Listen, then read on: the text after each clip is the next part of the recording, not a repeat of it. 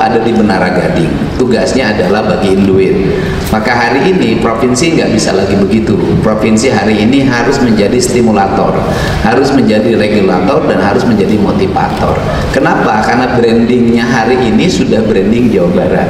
Kita tahu bahwa hari ini apapun komplain, itu komplainnya ke gubernur. Jalan desa rusak, komplain ke gubernur. Jalan kabupaten, komplain ke gubernur. Kemudian berbagai problem, sampai anak tidak mau makan aja komplain ke gubernur, kan gitu. Kemudian anak tidak mau tidur, komplain ke gubernur. Anak tidak mau sekolah, komplain ke gubernur. Ini adalah sesuatu yang menurut saya ikonik, tetapi kalau tidak dicermati dan tidak hati-hati dalam melakukan pengelolaan bisa menjadi problem krusial, di mana nanti akan mengalami degradasi ketidakpercayaan orang. Karena ini adalah momentum orang percaya, dan orang percaya itu bukan perkara mudah.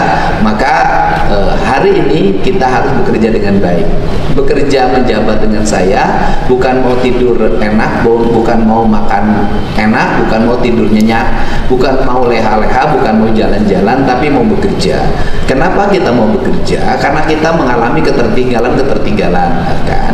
Nah, saya kan Pak Sekda berulang-ulang kan, kemudian misalnya angka lamanya sekolah ketertinggalan, jumlah pengangguran masih relatif tinggi, angka kemiskinan masih relatif tinggi, kemudian orang menjadi pelanggannya pinjol masih sangat tinggi, orang pelanggannya Bank Emok masih sangat tinggi. Berbagai hal Jawa Barat ranking pertama.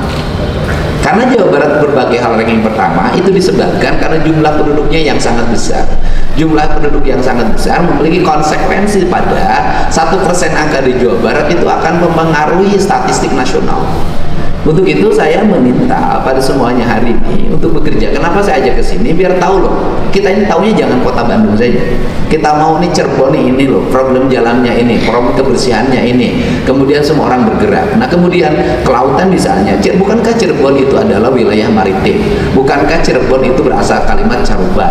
Bukankah Cirebon itu terkenal dulu itu penghasil udang terbaik, kemudian penghasil terasi terbaik, penghasil kerupuk, begitu juga Indramayu. Apa sih yang mesti dilakukan? Kalau saya sederhana aja, membangun sebuah daerah, membangun sebuah wilayah, satu aja yang dilakukan pertama, kebersihan. Udah deh, sudah kebersihan aja.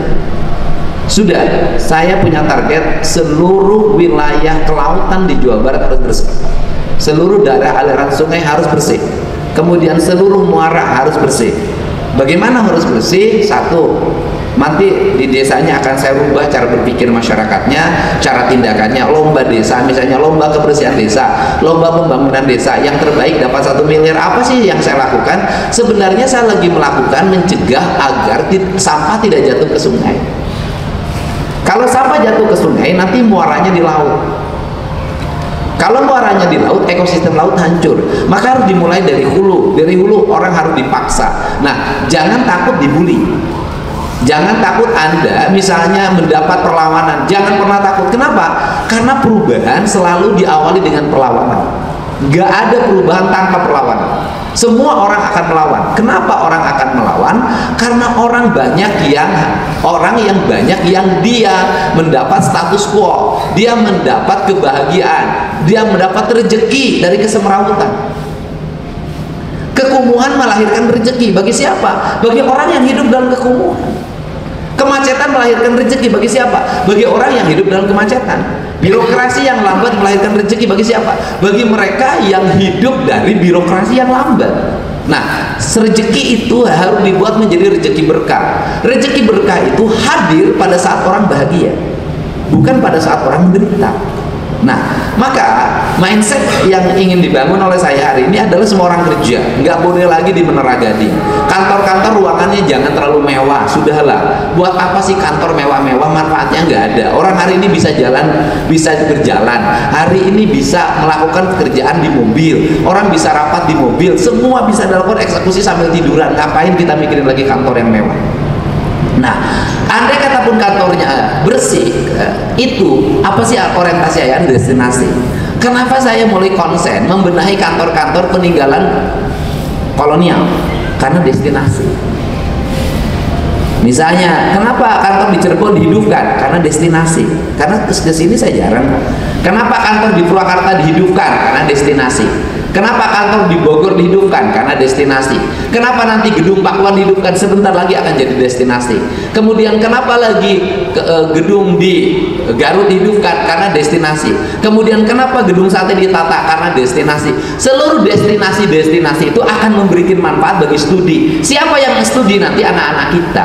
Jadi nanti studi tour itu adalah sebuah area penelitian bagi seluruh artefak, seluruh peninggalan, seluruh apapun yang ada pada wilayah tersebut. Hari ini bagaimana? Saya belum bisa menyajikan. Kenapa? Blank. Kenapa blank? Anda pergi ke gedung Pakuan, nanyain sejarah gedung Pakuan, nggak ada tersejaji dengan baik. Nggak ada orang klik kemudian cerita gedung Pakuan itu apa. Nggak ada kok. Yang ada gambar-gambar. Saya ingin nanti setiap bangunan ada narasinya. Ada narasi manual dalam bentuk tulisan-tulisan yang indah, ada narasi bukunya, buku biasa, buku cetak, ada narasi digital. Maka saya berulang-ulang, penelitian sejarah buku Sunda hari ini tujuannya apa? Ensiklopedia, bukan buku cetak. Nanti buku cetak belakangan. Kenapa? Karena hari ini orang melihat ensiklopedia untuk mengetahui. Nah, dari sini kita memulai peradaban. Peradaban dimulai dari digital dan kemudian, tetapi sekolah-sekolah diarahkan pada manual. Anda boleh deh, universitas terbaik di dunia apa? Di Amerika kan? Apakah di universitas terbaik itu ada wisuda di hotel berbintang? Tidak ada. Apakah di universitas terbaik itu ketika wisudaan mewah? Tidak, pakai tenda biasa Pak. Hanya Indonesia yang mengedepankan aksesoris. Hanya kita di Jawa Barat yang mengedepankan sesuatu yang seremonial. Rubah pola ini, ganti dengan hal yang substansial, ganti pada tujuan. Seluruh anggaran-anggaran seremonial hapuskan, kecuali ritualitas spiritualitas yang melahirkan spirit dan perubahan. Penting. Nah, ini cara bagaimana ingin maju.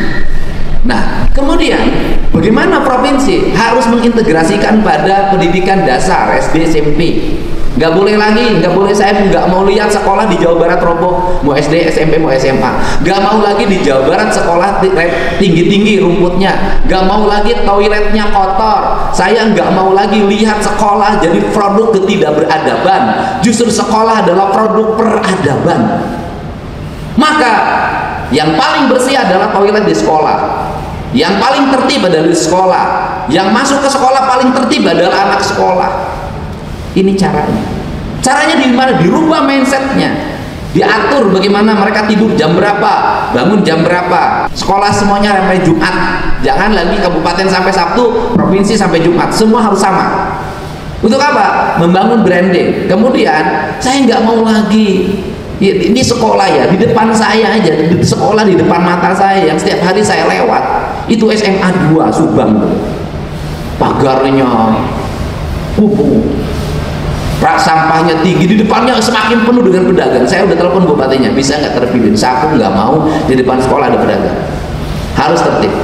Dan kemudian saya sudah punya rancangan, 1 kilometer menuju sekolah harus ada trotoar yang baik, harus ada tempat duduk bagi anak-anak, harus ada lampu, drainase harus baik. 1 kilometer menuju puskesmas harus ada jalan yang baik, harus ada drainase, harus ada trotoar. Ini peradaban. Kemudian 1 kilometer menuju kantor juga sama. Semua. Kenapa? Orang berjalan melahirkan peradaban. Nah, ini harus segera dibuat dalam rencana aksi yang memadai. Efisienkan seluruh belanja kita. Kita ingin nyampe target. Targetnya bukan ini target buat gubernur, kagak. Saya nggak mikir-mikir itu. Saya lagi berpikir bagaimana selama saya mimpin Jawa Barat mengalami perubahan. Seluruh pegawainya bekerja, tidak leha-leha, turun ke lapangan, tidak banyak selfie-selfie nggak jelas.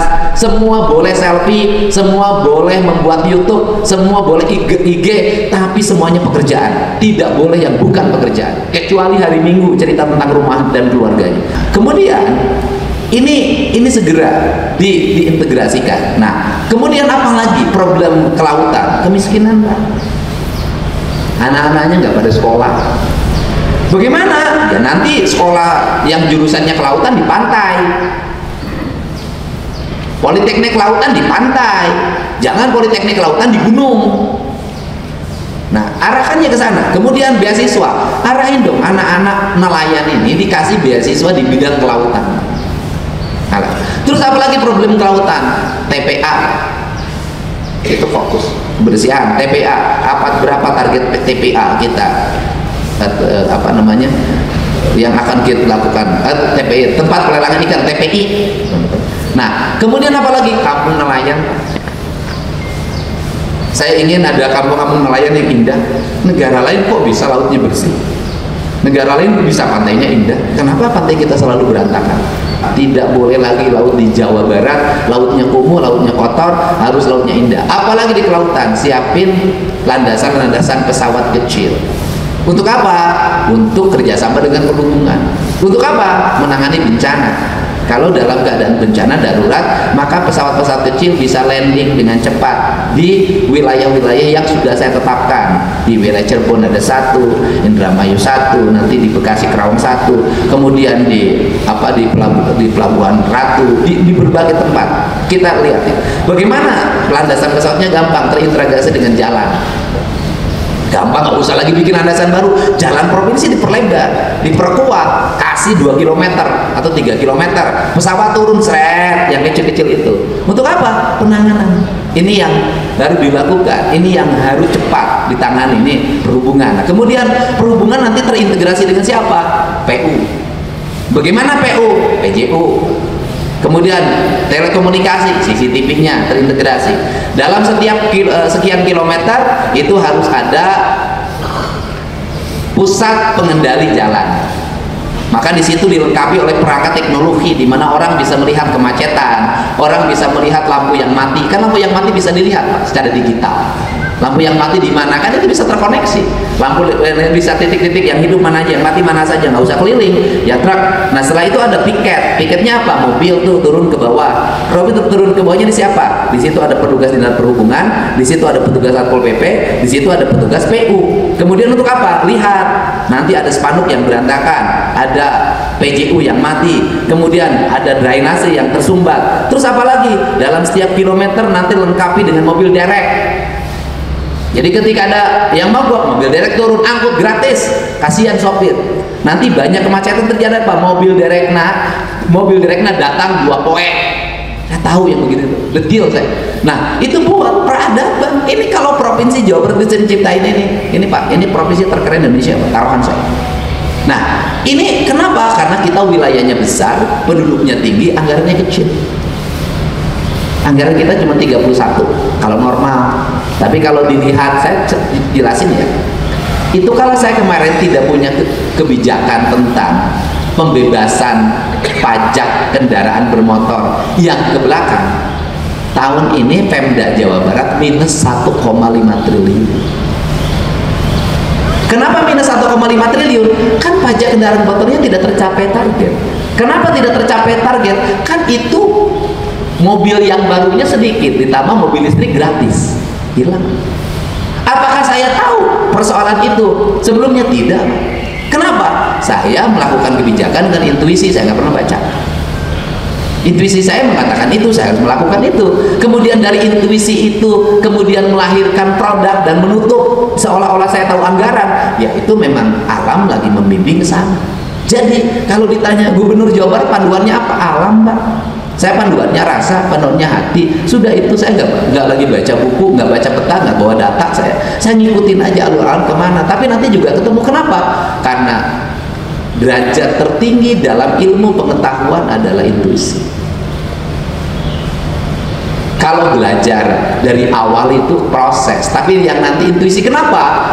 Anda punya banyak pengetahuan, Anda punya ilmu pengetahuan, Anda tidak punya intuisi yang kuat, pada akhirnya hanya menjadi wacana dan bahan berita serta bahan diskusi. Nah, ini yang harus dilakukan.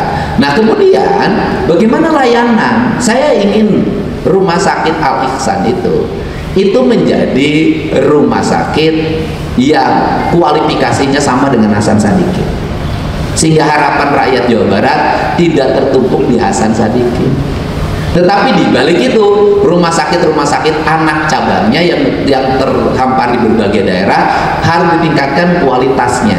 Tetapi di balik itu Dinas Kesehatan Provinsi harus berinovasi agar apa? Agar rumah sakit daerah bisa menjadi wilayah di mana provinsi bangun investasi di situ. Untuk apa? Nggak usah bangun rumah sakit baru, tetapi rumah sakit yang ada kualifikasinya ditingkatkan. Integrasi saja provinsi dengan kabupaten kota, sehingga rakyat Jawa Barat punya tempat. Tetapi di balik itu apa yang harus kita lakukan? Bukan menggiring orang pergi ke rumah sakit. Di balik itu kita harus merubah mindset rakyat Jawa Barat untuk sehat, tidak usah ke rumah sakit. Bagaimana membangun mindset agar sehat?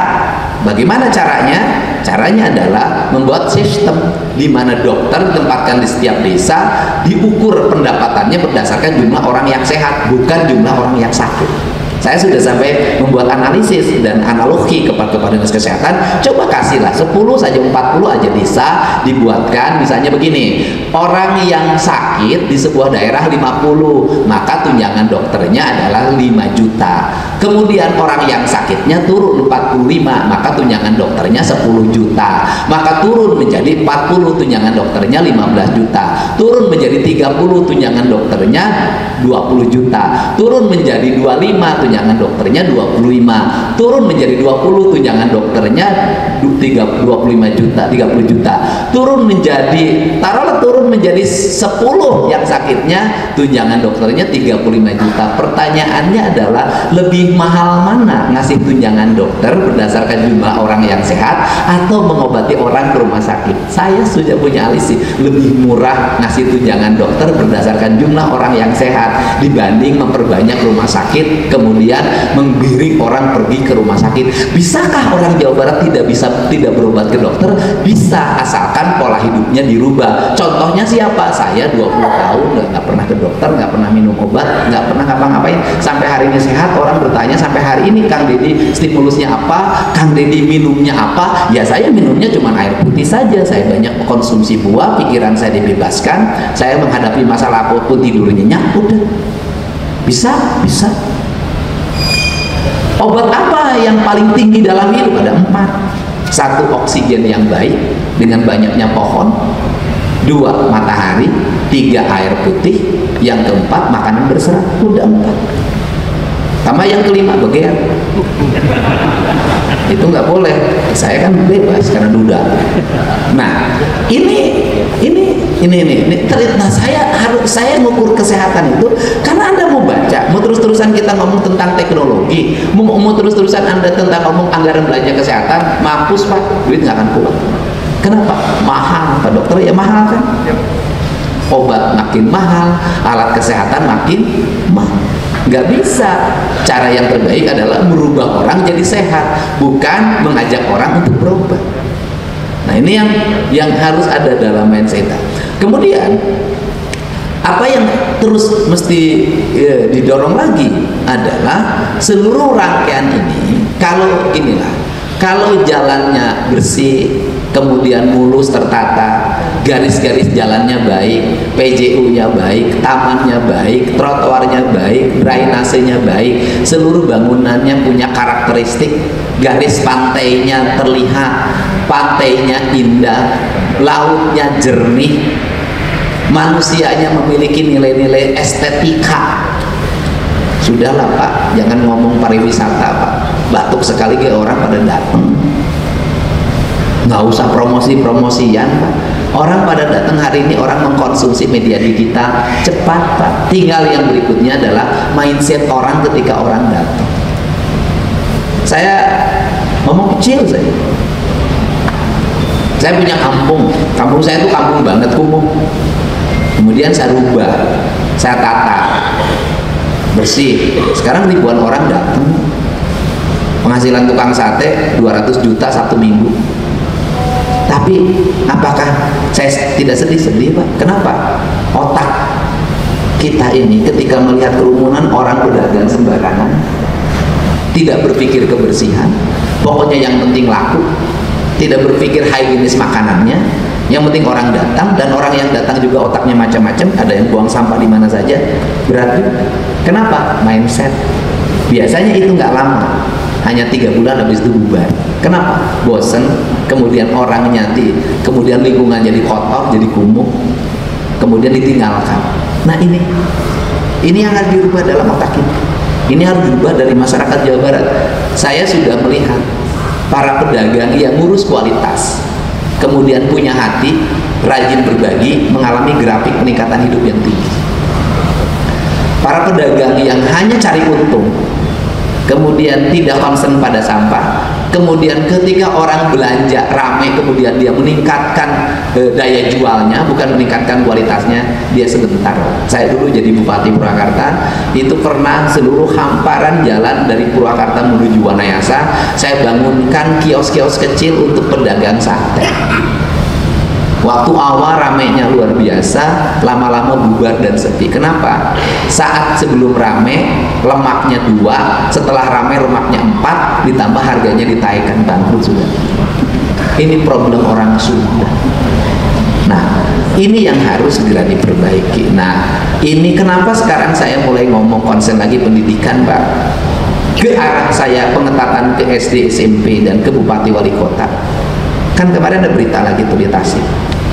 Anak perempuan usia SMP mabok ciu di pinggir danau dalam keadaan tidak sadarkan di Tasik Malaya. Itu problem akut. Nah, problem akut itu hanya akan bisa ditangani dengan tangan yang kokoh, dengan pikiran yang punya visi dan tidak punya rasa takut apapun kecuali melakukan perubahan manusia. Nah, orang Jabar ini harus segera dirubah. Kenapa? Agar dia kompetitif. Nah, ini kita dilakukan, bekerja dengan baik. Nah, kemudian siapa sih yang paling berjasa terhadap Provinsi Jawa Barat, terhadap kabupaten kota? Lain orang, Pak. Bukan. Yang paling berjasa terhadap dunia pendidikan guru, Pak, bukan kepala dinas. Yang paling berjasa terhadap PU saha? Anu nyieun jalan, Pak, tukang aspal, tukang ngagali, tukang nembok. Mereka yang paling berjasa, Pak. Sok sia. Leungit kepala dinas ngaspal bisa jalan, tapi leungit tukang aspal aya kepala dinas nggak bisa, Pak. Ya kan? Leungit kepala Perkim asal ada tukang tembok yang tukang ngaduk jalan, Pak. Tak, kemudian kepala Perkim ada nu ngaduk eueuh, nu nembok eueuh, mau bisa. Gitu loh. Dokter yang hebat harus punya apa? Harus punya perawat yang hebat. Nah, semua saya ini gubernur ya nggak ada jasanya. Kalau kemarin misalnya barak militer kemudian populer, berhasil, siapa yang berjasa? Bukan gubernur, Pak, bukan Deddy Mulyadi. Yang berjasa pelatih dari jajaran TNI, itu yang paling berjasa. Makanya saya 25 juta, 10 juta mereka paling berjasa. Yang berikutnya lagi, siapa yang berjasa? Ya staf yang ngetik tuh, yang ngirimin siswanya. Berikutnya lagi siapa? UPT. Berikutnya siapa lagi? Sekretaris Dinas Pendidikan. Waktu itu PLH, PLT. Tapi kan stres, wah ini carikan siar kilu ka aing moal, siang ngelawan ka aing moal. Nah, saya begitu orangnya. Harus ini, jam ini, harus berhasil. Sekarang kerjakan, harus begitu. Kenapa? Momentum itu cuma datang 1 kali, tidak pernah datang 2 kali. Kenapa kita main bola itu selalu gagal dalam mengeksekusi? Keraguan dalam mengeksekusi, ketidaktepatan dalam mengeksekusi, salah mengambil momentum. Jadi bahwa pembangunan itu momentum, menanam pohon itu momentum, semuanya adalah momentum. Momentum itu siapa sih ini? Kalau Nabi itu diberikan wahyu, kalau kita diberikan ilham. Ini. Makanya jangan aneh kalau mobil saya kalau sudah maju mundur lagi. Itu apa? Saya melihat sesuatu yang saya waktu itu juga harus balik lagi. Itu saya selalu mengikuti itu. Misalnya kata ajudan saya kanan, kalau kata saya kiri nggak bisa, kiri nggak bisa. Aing yang tadinya nggak bisa. Kenapa? Ajudan saya nggak tahu apa yang terjadi sebelah kiri, hati saya bisa membaca apa yang terjadi di sana. Ini yang penting bagi kita. Ini penting bagi kita motif. Nah, terakhir, apa tujuan kita? Tujuan kita kemajuan, kan? Saya boleh cerita. Orang Jawa Timur itu mewarisi spirit dari Majapahit. Orang Jawa Tengah mewarisi spirit banyak di Jawa Tengah. Di antaranya mewarisi spiritnya Mataram. Nah, orang Jawa Barat mewarisi spiritnya Pajajaran. Orang Sulawesi, orang Sumatera Selatan mewarisi spiritnya Sriwijaya. Kita mewarisi itu. Kita punya leluhur yang hebat, masa kita nggak bisa mewujudkan? Masa kita nggak bisa bangun peradaban? Masa kita nggak bisa? Masa bangsa kita Provinsi Jawa Barat menjadi provinsi yang dilecehkan? Nggak bisa.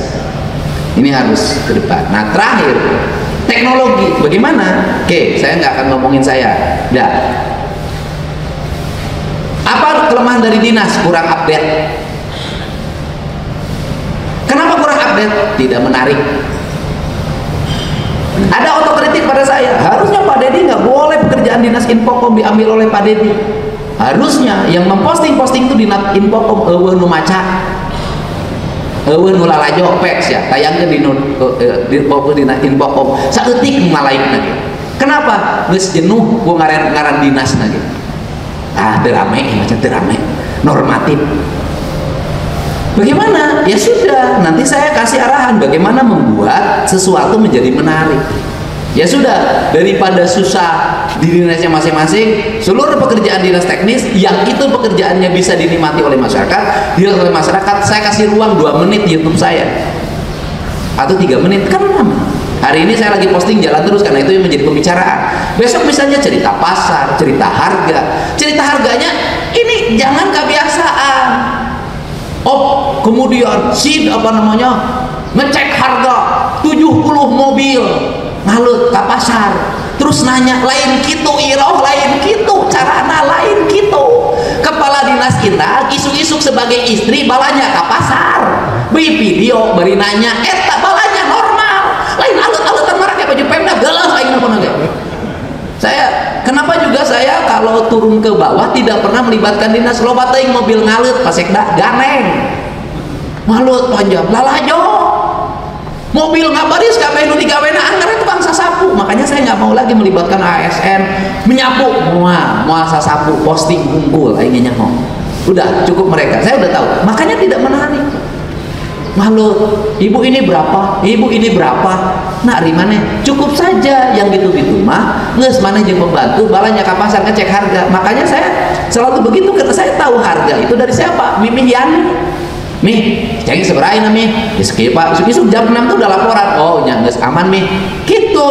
Ulah mah aja pasek dah kunjungan ke pasar. Nah, naonan? Orang kunjungan ke pasar berarti tara ka pasar. Saya mah teu kudu kunjungan ke pasar, aing mah saminggu sakali pasar nyian.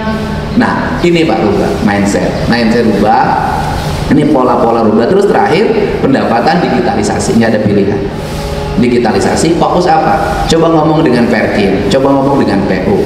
Saya ingin menyelesaikan seluruh perusahaan menggunakan air bawah tanah. Air bawah tanahnya tidak dipungut, airnya terus nyedot, mereka bayar ke pihak lain karena intimidasi.